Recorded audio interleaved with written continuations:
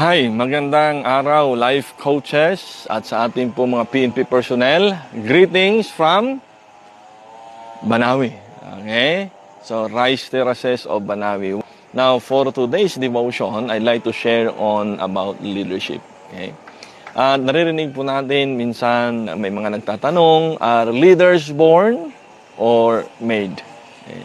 Well, of course, it is but good to note na ang mga leaders ay una, they are born and then they are made.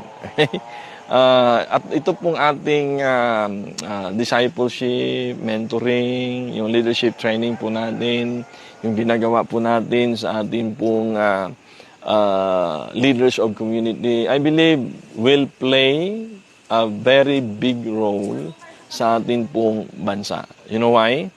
Because I believe that God will always call a leader para po sa pangunguna ng isang bayan, ng isang bansa, upang maglingkod sa Kanya at Kanyang pagpalain.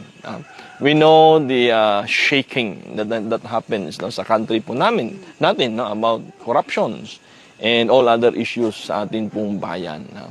So, sinong asahan natin? Ang asahan natin ay ang leader na tinawag, leader na willing, at leader na mayroong pagmamahal sa Diyos at sa ating bayan. So I hope as a leader sa ating pong community ay huwag po nating talikuran at huwag po nating iwasan, ni huwag po nating pabayaan ang ating pong bansa. Bagkus atin pong hilahin upang magsamba at magbigay papuri sa ating Panginoon. So, me as a leader, I know I have responsibilities.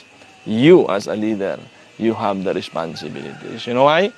Sa Genesis pa lang, tayo po ay binigyan na ng Panginoon ng authority to lead when He called Adam to have dominion or to become a steward of all the things that He has created.